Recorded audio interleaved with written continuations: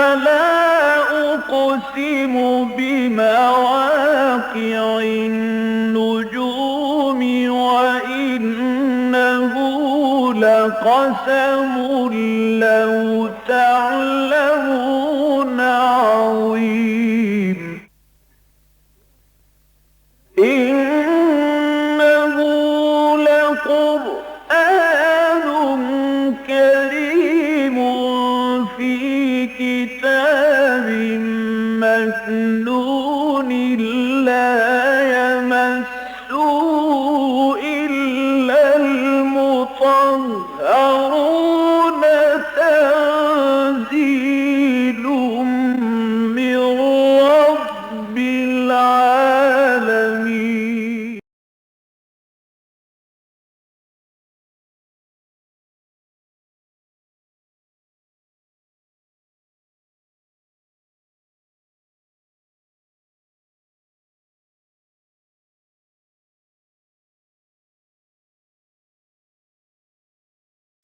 أم أمنتم أن يعيدكم فيه تارة أخرى فيرسل عليكم قاصفا من الريح فيغرقكم بما كفرتم ثم لا تجدوا لكم علينا به تبيعا ولقد كرمنا بني آدم وحملناهم في البر والبحر ورزقناهم من الطيبات وفضلناهم على كثير ممن خلقنا تفضيلا يوم ندعو كل أناس بإمامهم فمن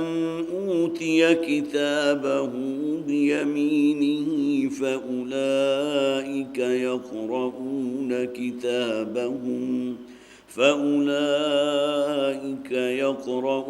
كتابهم ولا يظلمون فتيلا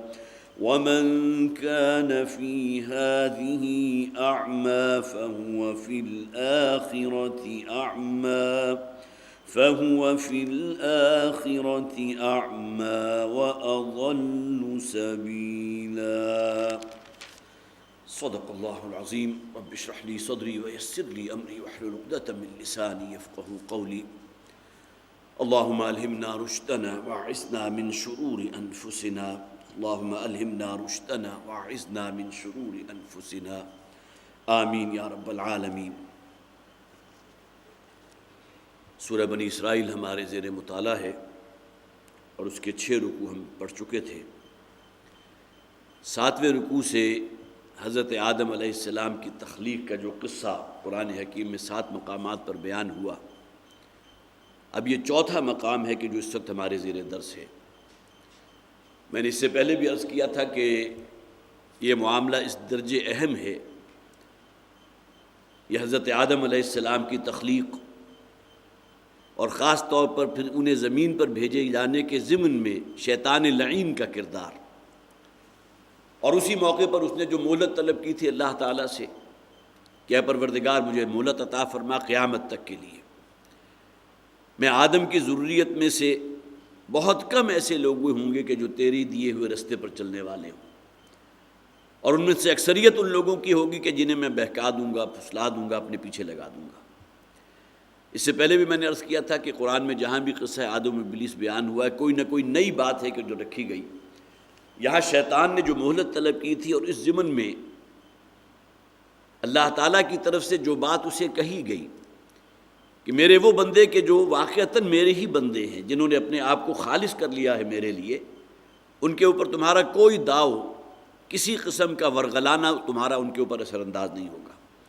और फिर अल्फाज वो इस्तेमाल किए, वस्तफ़्ज़िज़ मन इस्तताअत मिनहुम बिसौतिका व अजलिब अलैहिम बिखैलिका व रजलिका व शारिकहुम फिल अमवालि वल औलादि वईदहुम। ये अंदाज़ जो है किसी और मकाम पर नहीं है कि तुम अपना एड़ी चोटी का ज़ोर लगा लो, उन पर अपने मुसल्ला जो भी प्यादे होते हैं उनके साथ भी उनके ऊपर हमला करो, जो सवार होते हैं घोड़ों पर उनके लाओ लश्कर लेकर उन पर हमला आवर हो जाओ, और उन्हें बड़े सब बात दिखाओ, आइंदा के लिए बहुत हसीन तमन्नाएँ और आरज़ुओं में उसको मुब्तला कर दो। لیکن یہ کہ بہرحال معاملہ وہی ہوگا کہ وہ لوگ کہ جنہوں نے اپنے آپ کو میرے لیے خالص کیا ہے وہ تمہارے بہکاوے میں نہیں آئیں گے۔ تو اس سے پہلے بھی جیسا کہ میں نے عرض کیا تھا کہ یہ قصہ جو ہے قصہ آدم و ابلیس، اس میں بڑی حکمت بھی ہے، بڑی معنویت بھی ہے، اور سب سے بڑھ کر یہ سوال کہ ہمیں اس دنیا میں کیوں بھیجا گیا، یہ آزمائش ہے۔ یہ اصل میں شیطانی قوتیں ہیں کہ جو گویا کہ ہر انسان کے ساتھ لگا دی گئی ہیں۔ ایک موقع پر نبی اکرم صلی اللہ علیہ وسلم سے جب سوال کیا گیا تھا اور آپ نے یہ جواب دیا تھا کہ ہاں شیطان جو ہے وہ ایسا ہے کہ جو مجھ پر بھی حملہ آور ہونے کی کوشش کرتا ہے، لیکن یہ کہ میں نے اسے مسلمان کر لیا ہے۔ اس لیے کہ حضور نے فرمایا تھا کہ ہر انسان کے ساتھ ایک شیطان مسلط کیا گیا ہے، وہ اسے ورغلاتا رہتا ہے۔ تو صحابہ نے عرض کیا تھا کہ کیا اے نبی صلی اللہ علیہ وسلم کہ آپ کے ساتھ بھی یہ معاملہ ہے؟ اس پر حضور نے جواب ارشاد فرمایا تھا کہ میں نے اسے گویا کہ اس کو قابو میں کر لیا ہے، اس کا کوئی وار جو ہے میرے اوپر کارگر نہیں جاتا۔ مدنی صورتوں میں سے صرف ایک صورت ہے سورہ بقرہ، اور اس کے بعد 6 مکی صورتیں ہیں کہ جس میں قصہ آدم و ابلیس بیان ہوا۔ سورہ بقرہ ہے، اعراف، سورہ حجر، سورہ بنی اسرائیل جو چوتھا مقام ہے جو اب اس وقت ہمارے زیر درس ہے۔ اس کے بعد سورہ کہف میں یہ قصہ بیان ہوگا، پھر سورہ طٰہٰ میں، اور پھر سورہ صاد میں۔ وَإِذْ قُلْنَا لِلْمَلَائِكَةِ اسْجُدُوا لِآدَمَ فَسَجَدُوا إِلَّا إِبْلِيسَ، اور جب کہ ہم نے کہا تھا فرشتوں کو، یاد کرو اس وقت کو کہ جب کہ ہم نے فرشتوں کو حکم دیا اسجدوا لآدم کہ سجدہ ریز ہو جاؤ آدم کے لیے، فسجدوا الا ابلیس تو سب نے سجدہ کیا سوائے ابلیس لعین نے۔ اور یہ بات میں پہلے بھی عرض کر چکا ہوں کہ ابلیس کا تعلق فرشتوں سے نہیں تھا، اصلاً یہ جنات میں سے تھا۔ سورہ کہف جو اگلی ہی صورت ہے اس میں اس بات کو بیان کر دیا گیا، کان من الجن ففسق عن امر ربی۔ فرشتوں کے بارے میں تو ہم یہ گمان نہیں کر سکتے کہ وہ اللہ کے حکم کی نافرمانی کریں گے، معصیت میں مبتلا ہوں گے، لیکن یہ کہ جنات جو ہیں وہ سرکش ہیں، باغی ہیں۔ لیکن یہ کہ ان میں سے ایک یہ تھا، عزازیل اس کا نام آتا ہے، کہ جو بہت ہی عبادت گزار بھی تھا، بہت ہی جو زاہد بھی تھا، اور پھر یہ کہ اس نے اپنا مقام جو ہے گویا کہ اتنا بلند کر لیا تھا کہ اللہ تعالیٰ نے اسے فرشتوں کے ملائے اسفل کی صف میں شامل کر دیا۔ لہذا جب تمام فرشتوں کو حکم دیا گیا تو امتثال امر میں گویا کہ وہ بھی از خود آ گیا، لیکن یہاں اس کی جو وہ طغیانی تھی، جو سرکشی تھی، وہ گویا کہ اس کے اندر نمایاں ہو گئی، اور وہ تکبر کے جس کے اندر وہ مبتلا تھا کہ مجھے تو آگ سے پیدا کیا گیا جو بہت ہی لطیف شے ہے، اور آدم جس کو تو نے سڑے ہوئے گارے سے، بدبودار اور متعفن مٹی کے گارے سے پیدا کیا، میں اس کو سجدہ نہیں کر سکتا۔ فسجدوا الا ابلیس تو سب نے سجدہ کیا سوائے ابلیس کے۔ قال اسجد لمن خلقت طینا، ابلیس کا لفظ بھی نوٹ کر لیجیے، ابلس یبلس آتا ہے مایوس ہو جانے کے لیے۔ ابلیس اس سے وزن ہے فعیل کا، کہ جو مستقلاً اللہ تعالیٰ کی رحمت سے بالکل مایوس ہو چکا۔ ظاہر ہے کہ اب یہ ابلیس لعین وہ ہے کہ جس نے خود اللہ سے اجازت طلب کی تھی کہ میں تو تیری آدم کی ذریت جو ہے اس کو بالکل ورگلاؤں گا اور بہکاؤں گا، اور اس کے بعد پھر یہ کہ اللہ تعالیٰ نے اسے دھتکار دیا تھا اور اس پر لعنت مسلط کر دی تھی، اس لیے کہ جس کے عزائم یہ ہوں، اور پھر اللہ نے اس نے جو شے طلب کی تھی اس کو عطا بھی کر دی۔ ٹھیک ہے، رب انظرنی الی یوم یبعثون، اس نے جب کہا کہ مجھے قیامت تک کے لیے مہلت دے دے تو اللہ تعالیٰ کی طرف سے مہلت بھی دے دی گئی۔ گویا کہ وہ عزازیل جو ہے اسے تو زندگی قیامت تک کی دے دی گئی، لیکن اس کی ذریت میں سے، جو خواہ اس کی ذریت سلبی ہو، اس کے اپنے سلب میں سے اولاد ہو، یا ذریت معنوی کے جو انسانوں میں سے وہ ہیں جو شیطان کے نقش پاکی کی پیروی کرنے والے ہیں، شیطان کے ایجنٹ ہیں، شیطان کی دیا ہوا بہکاوا جو ہے اس میں گویا کہ آگے آگے چلنے والے اور لوگوں کو اپنے پیچھے لگانے والے انسانوں میں بھی ہوتے ہیں۔ تو ذریت سلبی یا ذریت معنوی ان دونوں کے اعتبار سے اب گویا کہ قیامت تک بھی جو اس کی ذریت ہوگی وہ یہی کام کرے گی کہ انسانوں میں سے جو بھی اللہ کے رستے پر ثابت قدم رہنا چاہیں گے انہیں پوری طرح ورگلائے گی۔ اور اللہ تعالیٰ نے تو شیطان کو بہرحال وہ صفات بھی عطا کی ہیں کہ الذی یوسوس فی صدور الناس، وہ تو انسان کے اندر جو وسوسہ اندازی بھی کر سکتا ہے، انسان کو جھوٹی تمناؤں میں مبتلا کر سکتا ہے۔ جس طرح حضور نے فرمایا تھا ان الشیطان یجری من الانسان مجری الدم، شیطان جو ہے وہ تو انسان کے خون میں اس طرح دوڑتا ہے، انسان کے جسم میں جس طرح تمہارا خون تمہارے جسم میں دوڑتا ہے۔ تو یہ ابلیس لعین جو ہے الا ابلیس، اور ظاہر ہے کہ اس سے یہاں آگے اس کی ذریت سلبی اور ذریت معنوی دونوں مراد ہیں۔ قال اسجد لمن خلقت طینا، اور اس پر اعتراض اس نے وہی کیا کہ کیا میں اسے سجدہ کروں کہ جسے تو نے پیدا کیا، من خلقت طینا، گارے سے، مٹی سے۔ اور جیسا کہ میں نے عرض کیا تھا کہ قرآن میں بہت سے مقامات ہیں کہ جہاں وہ گارا کہ جو لیسدار ہو چکا ہو، جس میں بدبو اٹھ رہی ہو، متعفن گارا، سنا ہوا گارا، یہ تمام چیزیں ہیں کہ جس کے مختلف مدارج ہیں، جس کا قرآن میں ذکر کیا گیا۔ یہاں لفظ تین استعمال کیا گیا، تراب کہتے ہیں مٹی کو اور تین گارے کو، اور تین لازم ہوتا ہے وہ گارا کہ جو اب گویا کہ چپچپانے لگے، جس پہ کچھ عرصہ بیت جائے اور اس کے اندر گویا کہ ایک سڑان سی پیدا ہو جائے، چپچپاہٹ اور لیس پیدا ہو جائے، فرمنٹیشن پیدا ہو جائے، اور اس کے بعد یہی گارا ہوگا جو بہت متعفن ہو جائے گا، پھر سوکھ جائے گا۔ صلصال کالفخار، وہ ٹھیکری کا لفظ بھی قرآن میں استعمال کیا گیا آدم کی تخلیق میں۔ اب گویا کہ بہت بڑا عرصہ ہے یا دورانیہ ہے کہ جو اس تخلیق کے اندر بیتا ہے، اور بالآخر اللہ تعالیٰ نے اس کھنکتے ہوئے گارے سے کہ جو گویا کہ سوکھ چکا تھا اور کھنکتا ہوا تھا، اس سے حضرت آدم علیہ السلام کی تخلیق کی۔ قال ارأیت ھذا الذی کرمت علی، اس پر شیطان نے کہا کہ بھلا دیکھو، گویا کہ اللہ تعالیٰ کو مخاطب کر رہا ہے کہ یہ کوئی غور کرو، ایک ایسی شے کہ جو انتہائی حقیر ہے، جو متعفن جو ہے، سڑے ہوئے گارے سے جسے پیدا کیا، ھذا الذی کرمت علی، اس آدم کو تو نے مجھ پر فوقیت دے دی، مجھ سے زیادہ عزت والا قرار دے دیا۔ نہ صرف یہ بلکہ مجھے حکم دیا، یا فرشتوں کو تمام کو حکم دیا، تمام فرشتے تو اس کے سامنے سجدہ ریز ہو گئے تھے، لیکن یہ کہ یہاں تو چونکہ اس کی اپنی ذات جو تھی وہ اپنے ہی حسن کا دیوانہ بنا ہوا تھا، لہٰذا اس کے اندر جو غرور اور تکبر اپنے اوپر کے درجے کو پہنچا ہوا تھا، ھذا الذی کرمت علی، اس آدم کو تو نے مجھ پر فوقیت دی ہے، مجھ پر بالا کیا۔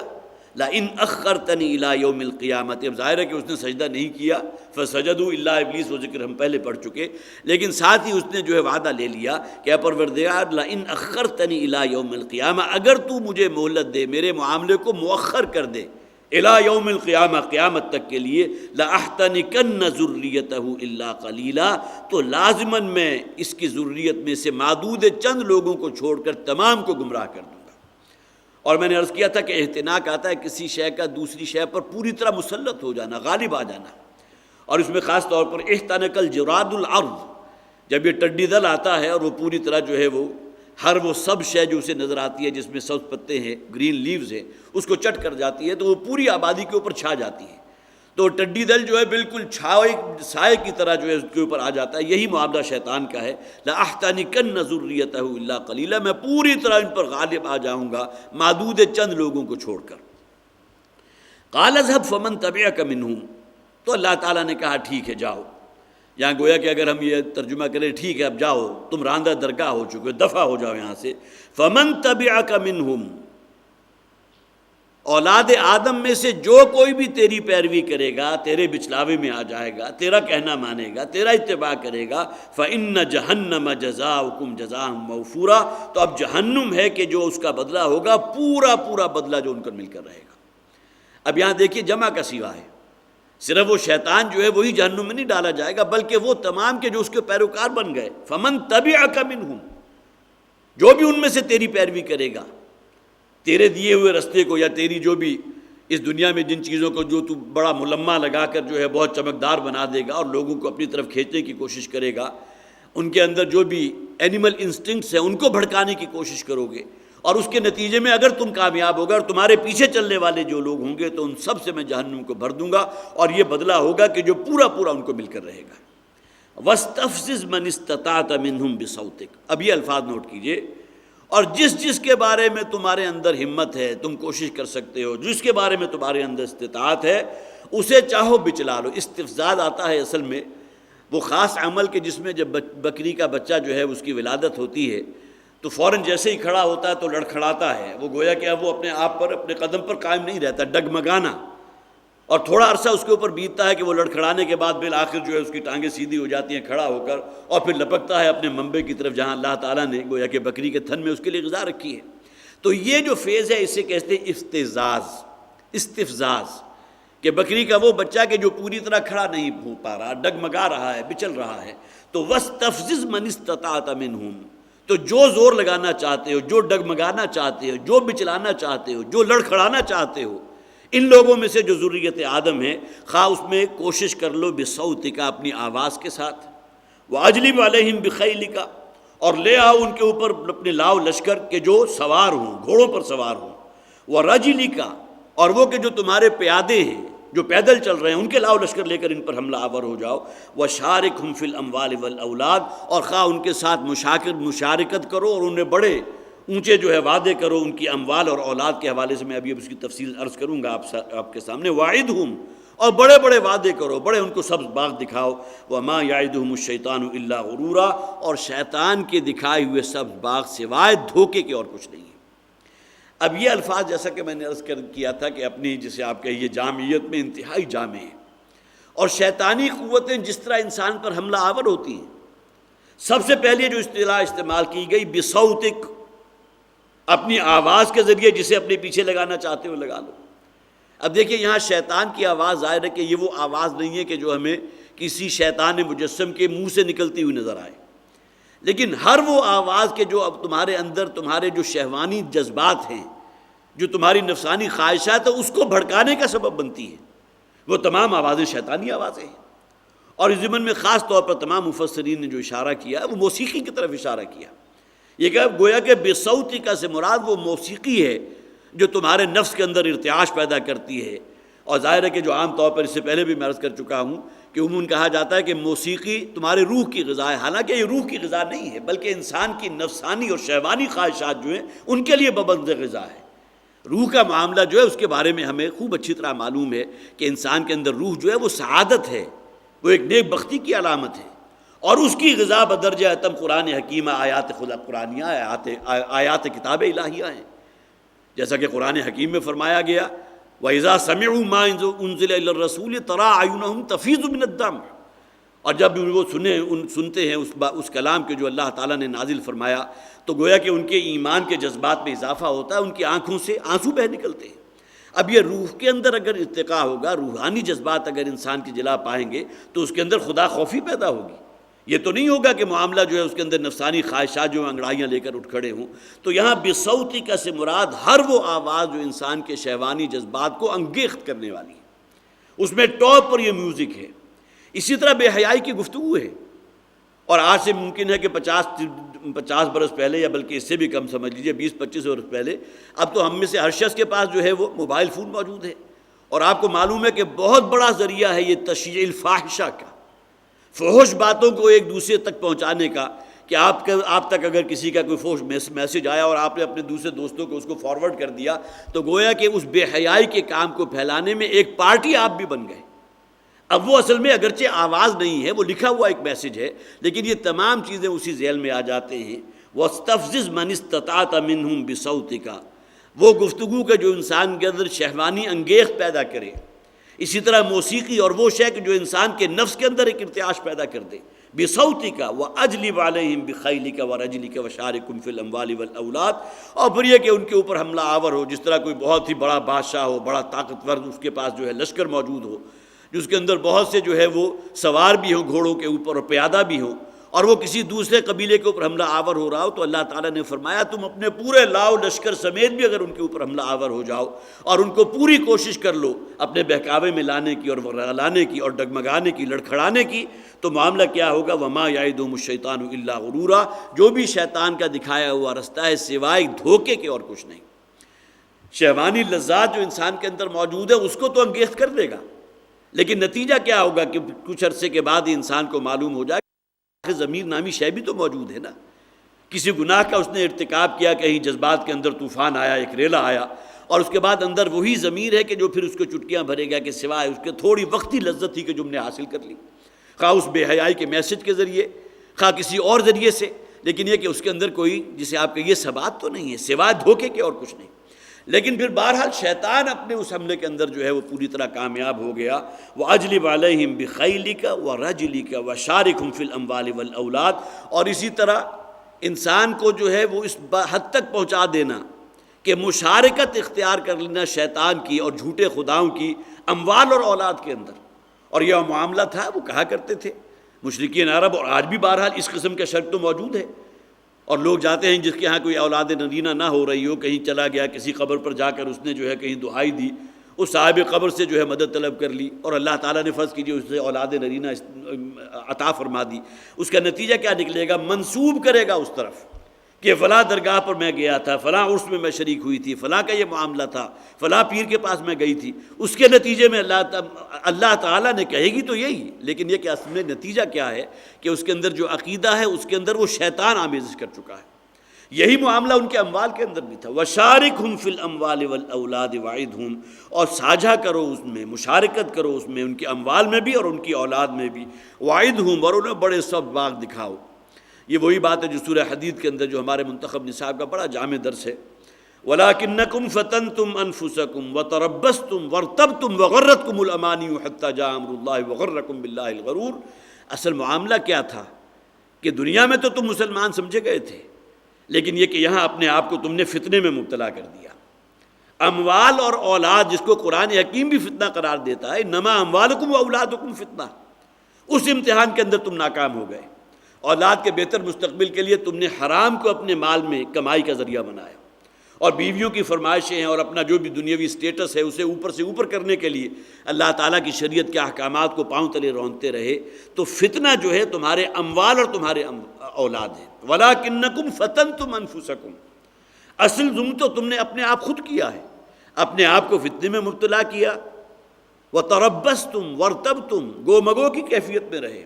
شک و شبے میں مبتلا ہو گئے. وَغَرَّتْكُمُ الْأَمَانِي، اور تمہیں جو ہے بہت ہی جھوٹی تمنائیں ہیں، حسین آرزویں ہیں، اس کے اندر تم مبتلا ہو گئے. وَغَرَّكُمْ بِاللَّهِ الْغَرُورُ، اور آخر میں کیا فرمایا گیا، اور تمہیں بڑے دھوکے میں رکھا اس بڑے دھوکے باز نے. یہ وہی اصل میں وَمَا يَعِدُهُمُ الشَّيْطَانُ إِلَّا غُرُورًا، شیطان کی جو بھی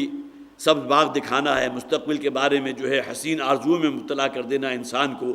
ابھی تو بڑا وقت پڑا ہے، ابھی تو عین جوانی ہے، یہ وقت ہے کمانے کا، حرام حلال جائز ناجائز کسی نہ کسی طریقے سے اکٹھا کرو.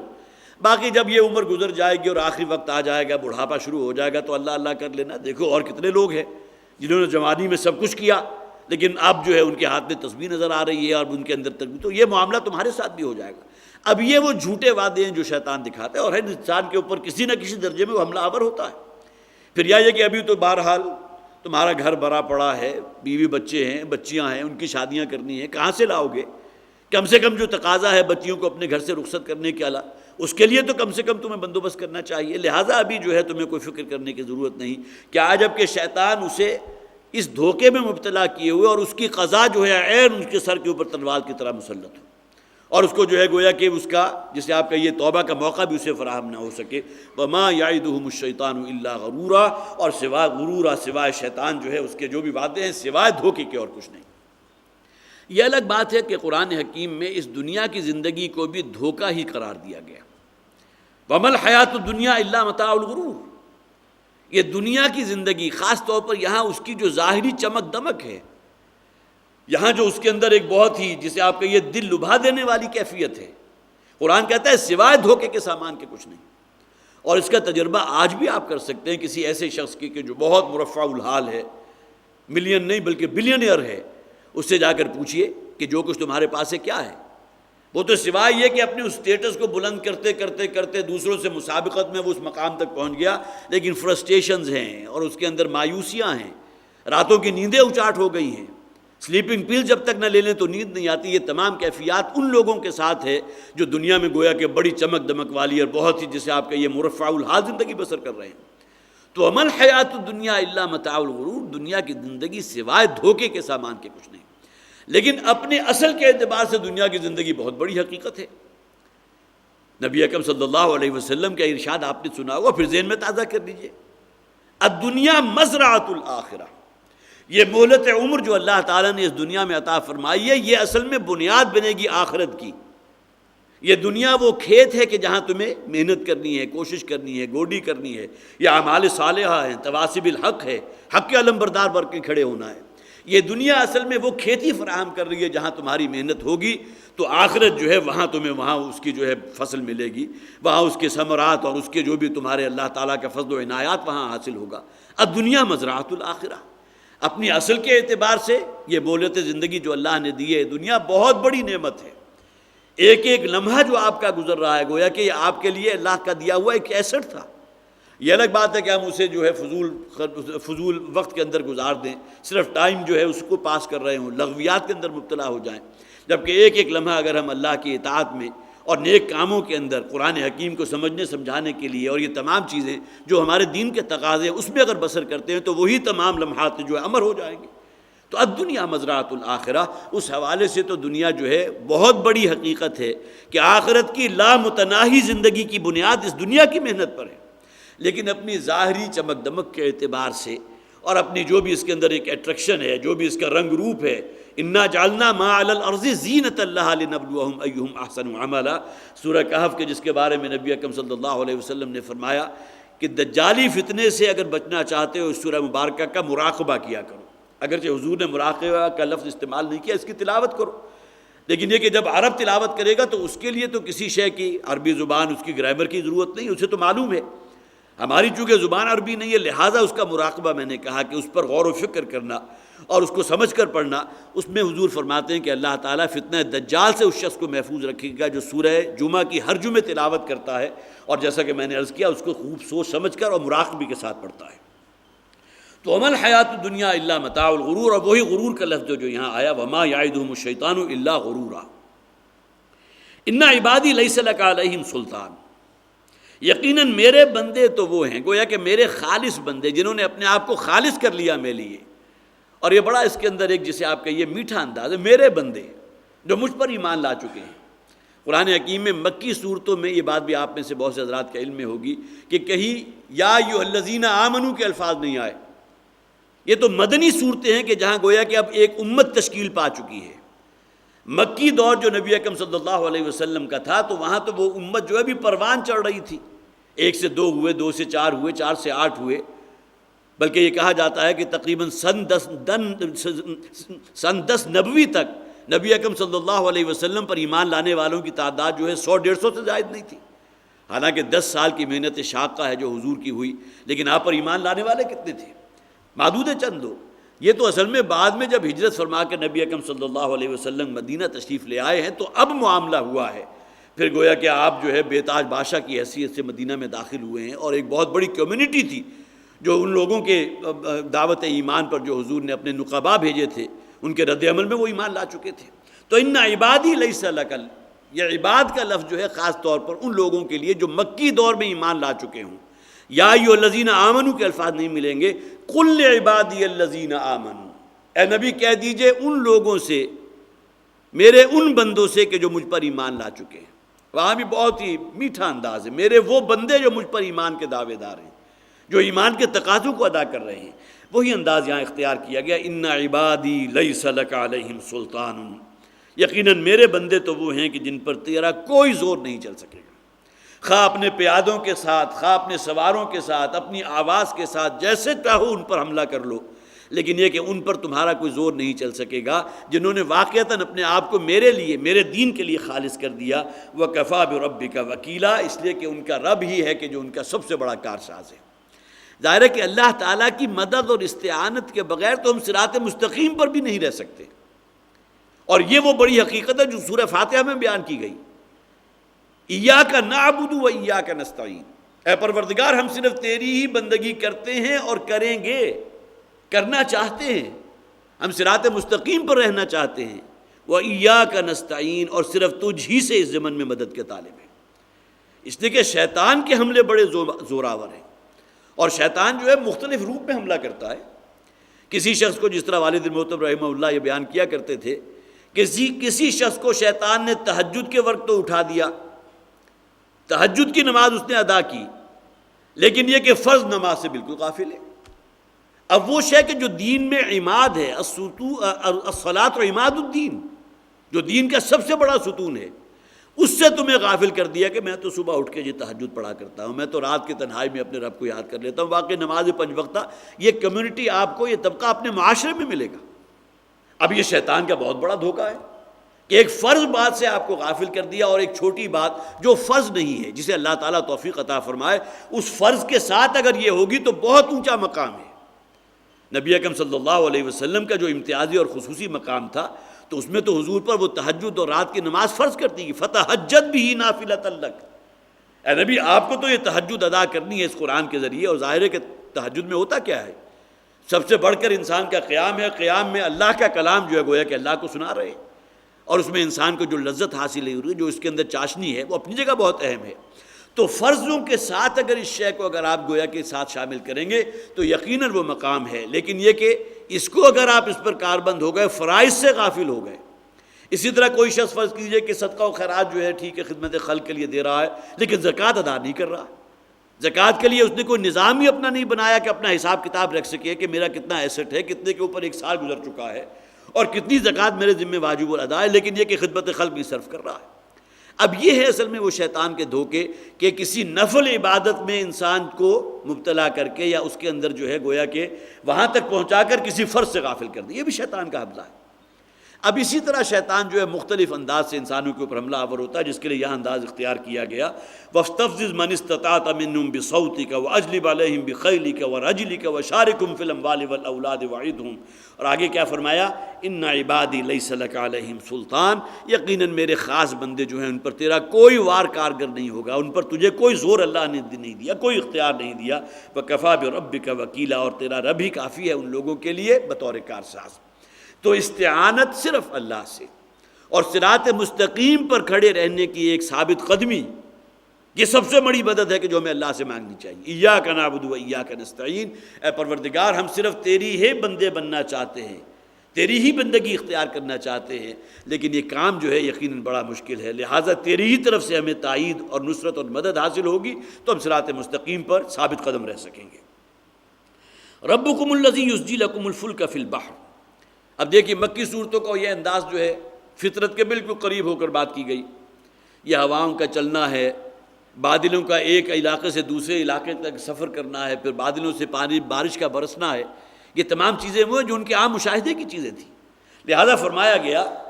ربکم الذی یزجی لکم الفلک فی البحر، تمہارا رب تو وہ ہے کہ جو تمہاری ان بادبانی جہازوں کو یا تمہاری کشتیوں کو سمندر میں چلاتا ہے۔ یہاں بھی نوٹ کیجئے کہ سمندر میں چلانے کے لیے اصل قوت جو درکار ہے وہ کس شے کی ہے؟ وہ ہوا کی قوت ہے۔ اگر ہوا چلے گی تو وہ بادبان جو ہیں جو آپ نے اپنے مستول کے اوپر بڑے اونچے اونچے بادبان جسے کہا بھی گیا کل اعلام کہ سمندر میں وہ جہاز بھی ہوتے ہیں جو دور سے چٹانوں کی مانند نظر آتے، اس دور میں بھی موجود تھے، اور ظاہر ہے کہ اور کوئی قوت تھی نہیں، نہ کوئی بھاپ کی یا اسٹیم کی قوت تھی، نہ کوئی آپ کے پاس ڈیزل کا یہ جو بھی یہ ہے اس قسم کی کوئی قوت تھی، نہ اٹامک انرجی تھی، لیکن اس سب کے ایک شے تھی کہ جو انہیں ان کی منزل کی طرف رواں دواں رکھنے والی تھی، وہ اللہ کے حکم سے اس ہوا کا چلنا۔ تو قرآن حکیم میں کہا گیا، اس بات کو بطور دلیل کہا گیا کہ اللہ تعالیٰ اگر ہوا کو حکم دے دے اور وہ رک جائے، تمہاری تمام کشتیاں اور تمہارے بحری بیڑے جو ہیں وہ ساکت و صامت رہ جائیں گے۔ کون سی قوت ہوگی کہ جو تو نے ان کی منزل کی طرف یا واپس اپنے اسی جہاں سے وہ چلے تھے وہاں تک واپس پہنچا دے؟ تو ربکم الذی یزجی لکم الفلک فی البحر، یہ ہواؤں کا چلنا کیسے ہو رہا ہے؟ یہ باد سازگار ہے جو تمہارے بیڑے کو لیے ہوئے کشا کشا اپنی منزل کی طرف جا رہی ہے، اور کس لیے؟ لتبتغوا من فضلہ، تاکہ اللہ کے فضل میں سے تم تلاش کر سکو۔ یہ ذریعہ معاش تھا،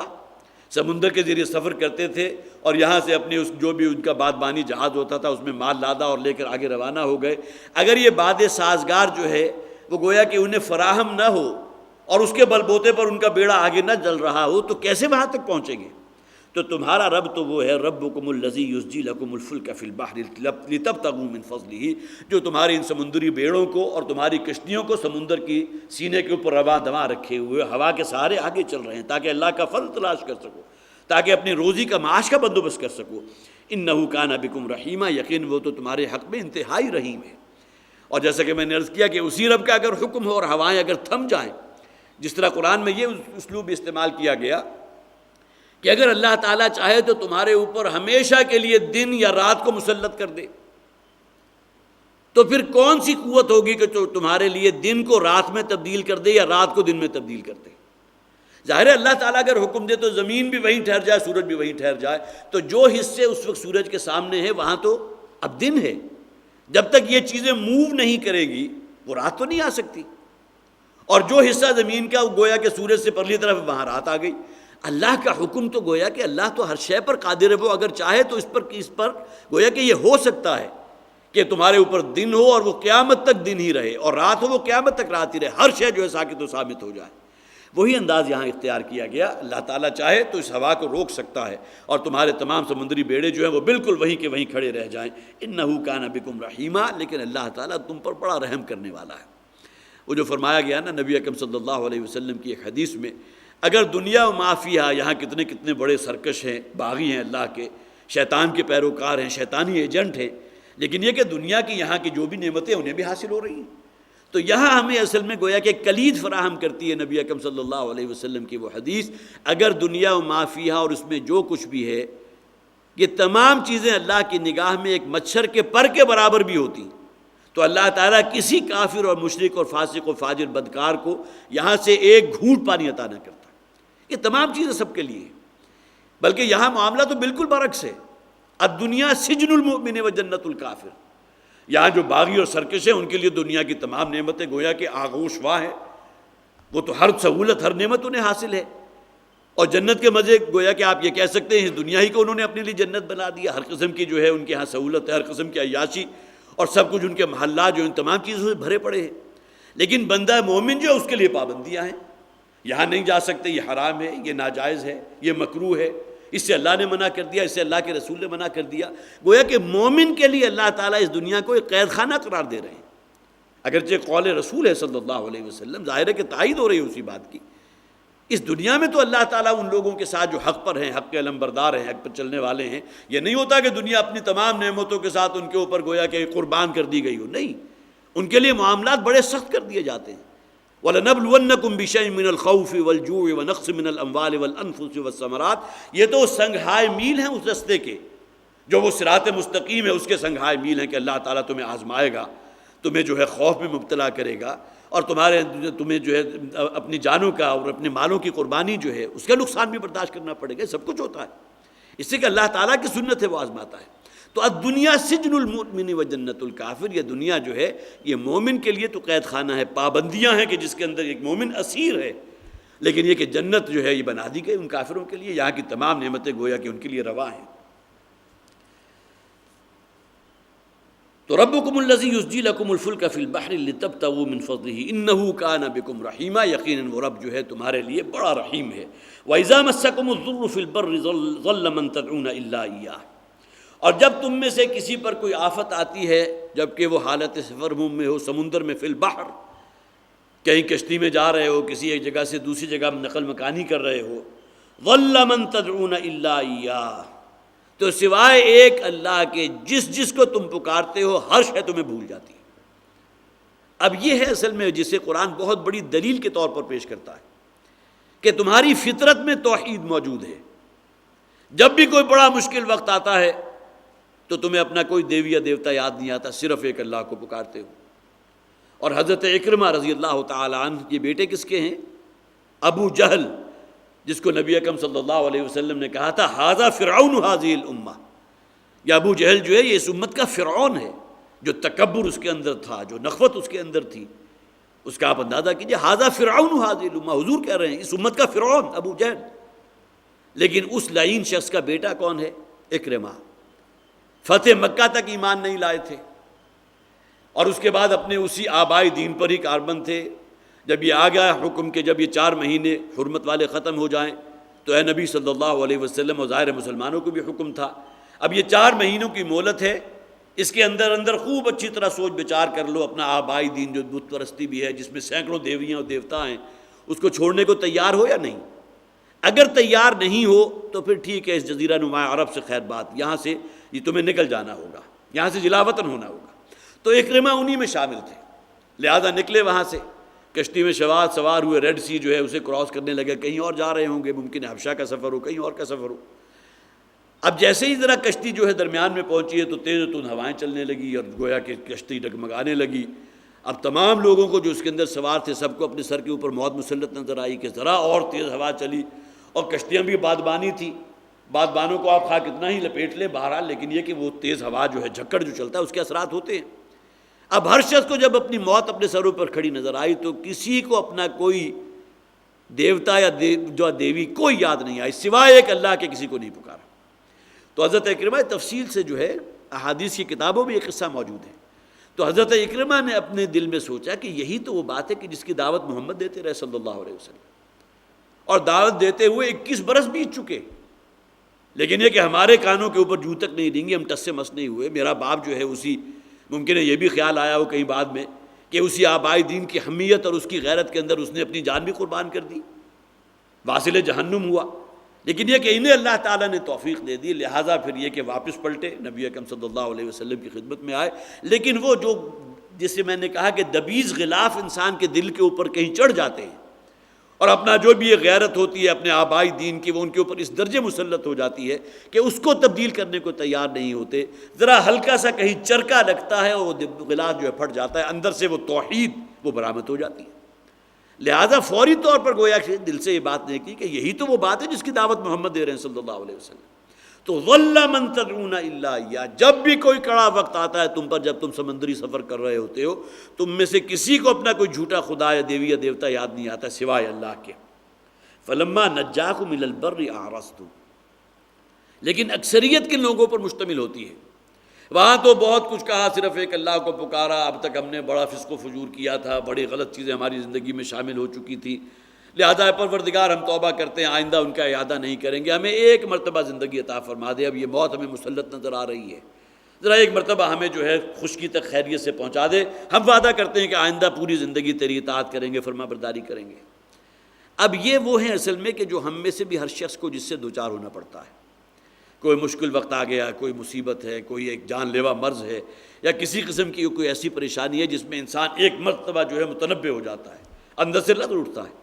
اور اس کے بعد پھر اللہ سے وعدے کرتا ہے، آئندہ کے لیے جو ہے فرما برداری کا عہد کرتا ہے، جو غلط چیزیں اسے اپنی زندگی میں نظر آتی ہیں اسے نکالنے کا وعدہ کرتا ہے، توبہ کرتا ہے، انابت اختیار کرتا ہے۔ لیکن اکثر و بیشتر کا معاملہ کیا ہوتا ہے؟ فلما نجاکم الی البر اعرضتم، جب اللہ تعالیٰ تمہیں اس مصیبت سے نکال دیتا ہے، وہ سمندری طوفان جو اللہ کے حکم سے تھم گیا، تمہاری کشتی پھر ہموار ہو گئی، اور پھر جو ہے تم اپنے منزل کی طرف پھر اسی طرح گامزن ہو گئے جس طرح پہلے چلے جا رہے تھے۔ اب جب کشتی پر، جب تم اپنی خشکی پر پہنچ گئے، اب تمہارا طرز عمل کیا تھا؟ فلما نجاکم الی البر، جب اللہ تعالیٰ تمہیں نجات دے دیتا ہے اور خشکی تک پہنچا دیتا ہے، بر تک پہنچ جاتے ہو، اعرضتم، تو جو تم نے وعدے جو اللہ سے عہد و پیمان کیا تھے سب بھول جاتے ہو، پھر اعراض کرتے ہو، پھر اللہ کو بھول جاتے ہو۔ وَكَانَ الْإِنسَانُ كَفُورًا، اور یقیناً انسان ہے ہی بڑا ناشکرا۔ جب بھی کٹھن وقت آیا پکارا اللہ کو، توبہ بھی کی اور وعدے بھی کی آئندہ زندگی کے لیے، لیکن جیسے ہی اللہ تعالیٰ نے اس مشکل سے نکال دیا تو معاملہ پھر وہی ہوگا جیسا پہلی زندگی تھی، پھر اسی کے اوپر گامزن ہو گئے۔ اور اس کا ذکر قرآن حکیم میں جیسا کہ میں نے عرض کیا تھا کہ ایک بہت بڑی دلیل ہے جو قرآن دیتا ہے توحید کے معاملے میں، کہ توحید تمہاری فطرت میں موجود ہے، اور جو بھی دبیز پردے ہیں، جو شرک کے ہیں، جو معصیتوں کے ہیں، فسق و فجور کے ہیں، وہ ایک وقت آتا ہے کہ اس میں شگاف پڑتا ہے اور توحید اندر سے نمایاں ہوتی ہے،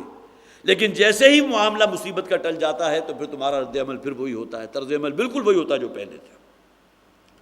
افامنتم ان یخسف بکم جانب البر، کیا تم بالکل ہی نچنت ہو چکے ہو، بے خوف ہو چکے ہو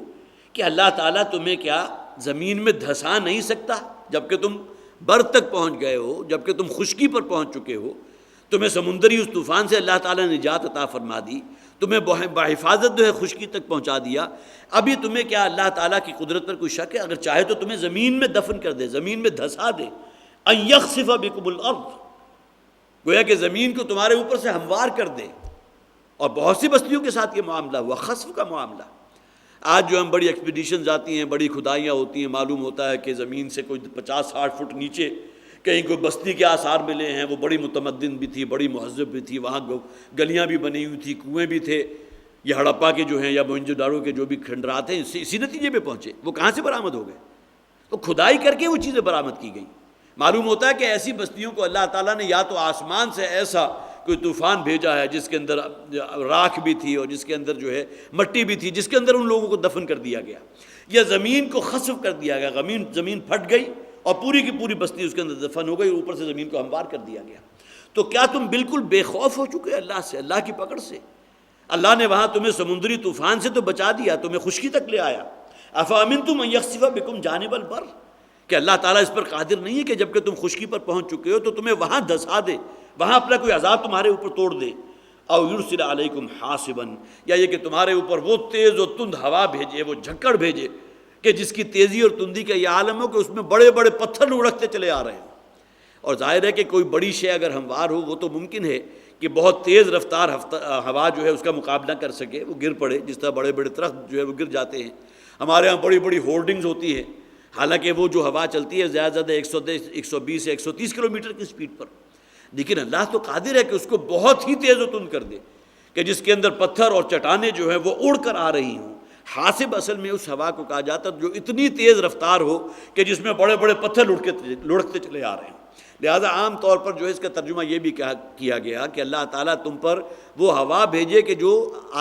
گویا کہ آسمان سے پتھروں کی بارش ہو رہی ہو، لیکن ہوا کی تندی جو ہے وہ اس درجے کی ہو کہ وہ بڑے بڑے پتھر اور چٹانیں جو ہیں اس میں لڑکتی چلی آ رہی ہوں۔ او یرسل علیکم حاصبا، یا تمہارے اوپر وہ ہوا بھیجے کہ جس کے اندر پتھر موجود ہیں، ثم لا تجدوا لکم وکیلا، اور پھر تم سوائے اللہ کے کسی اور کو اپنا کارساز نہیں پاؤ گے۔ حالانکہ جب اللہ تعالیٰ کی طرف سے عذاب کا کوئی وقت جو ہے وقت معین آ جاتا ہے، اب قوم خواہ کتنی ہی عاجزی و زاری اختیار کرے اس کی توبہ اللہ کے ہاں قبول نہیں ہوتی۔ صرف ایک استثناء تھا، الا قوم یونس، حضرت یونس علیہ السلام کی قوم کا، کہ حضرت یونس چلے گئے تھے اسی حمیت حق اور غیرت دینی میں، اللہ کی ابھی اجازت نہیں آئی تھی، اور اللہ تعالیٰ کی طرف سے وہ عذاب کے جس کا پروانہ دیا جا چکا تھا، عذاب کے اثرات شروع ہو چکے تھے، لیکن پوری قوم نکلی ہے، اجتماعی توبہ کی ہے،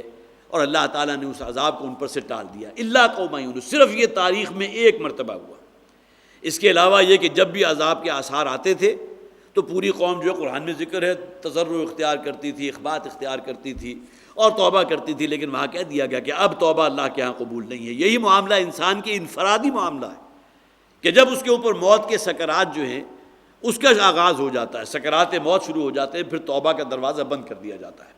اس سے پہلے توبہ کا معلم یا غرغر، حدیث کے الفاظ یہ ہیں، جو غرغراہٹ جو ہے، جسے آپ کہیے کہ موت کا غرغرہ ہے، موت کا گھنگرو بھی کہا جاتا ہے، جب تک وہ نہیں بولتا، انسان کے اوپر وہ سکرات موت شروع نہیں ہوتے، اس وقت تک توبہ کا دروازہ کھلا ہے۔ لیکن یہ کہ جیسے ہی سکرات موت شروع ہوئے تو توبہ کا دروازہ بھی بند کر دیا گیا، اس لیے کہ یہ تو وہ وقت ہوتا ہے جب کہ بڑے سے بڑا فرعون جو ہے وہ بھی اللہ کے حضور توبہ کرنا چاہتا ہے، پروردگار ذرا تھوڑی سی مہلت اور دے دے، ذرا اس موت کو تھوڑا سا مؤخر کر دے۔ وہ فرعون بھی جب ڈوبنے لگا تھا اور اسے کوئی اور آسرا نظر نہیں آیا تو اس نے کیا کہا تھا؟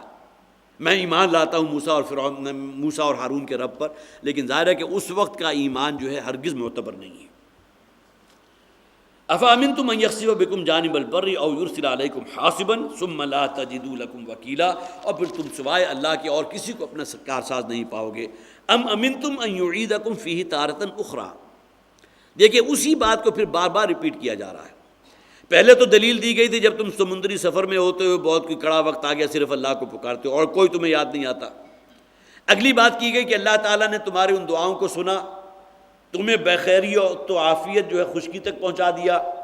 اب پھر تم وہی سرمستیوں میں بدمستیوں میں مبتلا ہو گئے، تو کیا اللہ سے بالکل بے ڈر ہو گئے،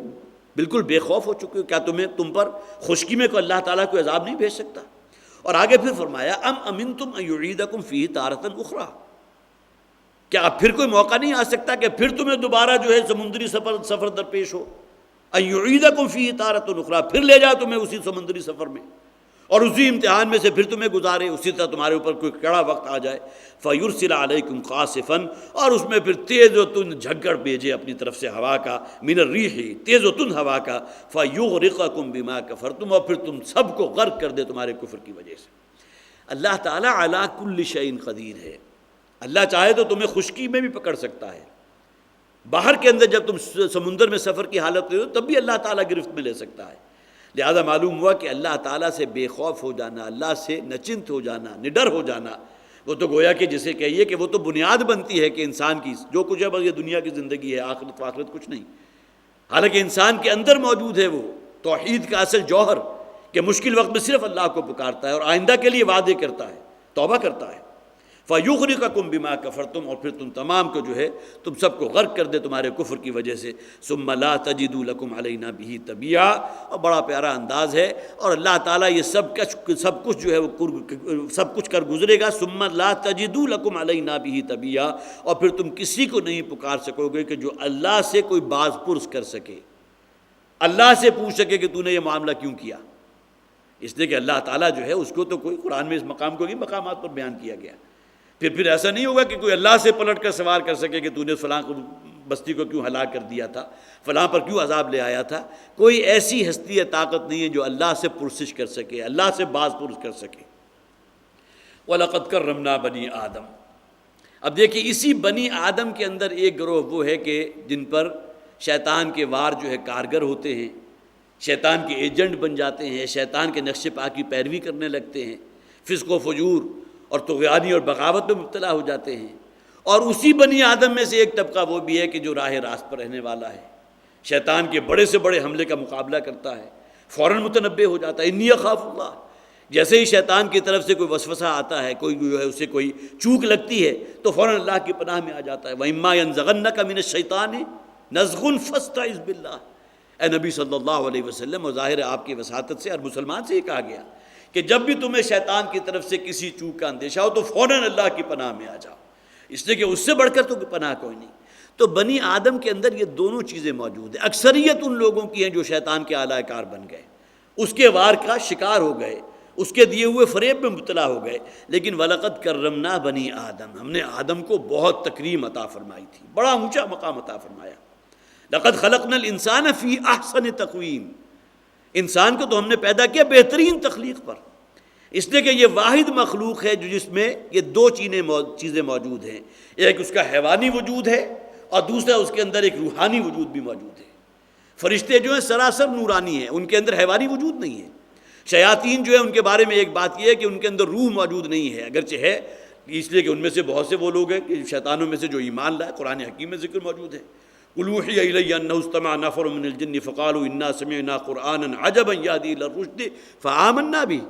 شیطانوں میں سے بھی ایک گروہ وہ تھا کہ جنہوں نے جب اس قرآن کو پڑھا، قرآن کو جب سنا ہے تو انہوں نے کہا کہ ہم نے آج ایک بڑا انوکھا کلام سنا، اور فوراً اس پر ایمان لے آئے۔ لیکن یہ کہ آدمی زیادہ طرفہ معجون است، یہ آدمی جو ہے جسے کہا گیا وَلَقَدْ كَرَّمْنَا بَنِي آدم، ہم نے آدم کو بڑی تکریم دی ہے، یہ تکریم ہے اصل میں اس کے روحانی وجود کے اعتبار سے، جس کی بنیاد پر انسان جو ہے وہ مسجود ملائک بنا تھا۔ لَقَدْ خَلَقْنَا الْإِنسَانَ فِي أَحْسَنِ تَقْوِيمٍ۔ اور یہی بات ہے جو سورہ 3 میں فرمائی گئی، وَالتِّينِ وَالزَّيْتُونِ وَطُورِ سِينِينَ وَهَٰذَا الْبَلَدِ الْأَمِينِ۔ یہ بڑے بڑے گلے سرسبد جو ہے نوع انسانیت کے حضرت نوح علیہ السلام، جن کا تعلق اس سرزمین سے تھا کہ جہاں انجیر بہت ہوتے ہیں، والتین، انجیر کی قسم ہے، والزیتون، وہ سرزمین کے جہاں زیتون بکثرت ہوتا تھا۔ حضرت عیسیٰ علیہ السلام گویا کہ وہاں ان اللہ تعالیٰ نے مبعوث کیا، وہ سرزمین گواہ ہے حضرت عیسیٰ، ایسے جسے آپ کہیے گلے سرسبد نوع انسانی کے۔ اسی طرح وَهَٰذَا الْبَلَدِ وَطُورِ سِينِينَ، اور طور سینین، یہ کوہ طور جہاں حضرت موسیٰ علیہ السلام کو بھیجا گیا۔ تو گویا کہ یہ شرف آدمیت کے بڑے بڑے سمبلز ہیں، حضرت نوح ہیں، حضرت عیسیٰ ہیں، حضرت موسیٰ علیہ السلام ہیں، وَهَٰذَا الْبَلَدِ الْأَمِينَ۔ اور یہ مکہ، یہ بلد امین، یہ انتہائی امین و محترم شہر جہاں نبی اکرم صلی اللہ علیہ وسلم کو بھیجا گیا۔ لَقَدْ خَلَقْنَا الْإِنسَانَ فِي أَحْسَنِ تَقْوِيمٍ، یہ تمام ہستیاں گواہ ہیں کہ ہم نے انسان کو بہترین تخلیق پر پیدا کیا ہے، بہت اونچے مقام پر پیدا کیا۔ وَلَقَدْ كَرَّمْنَا بَنِي آدم، ہم نے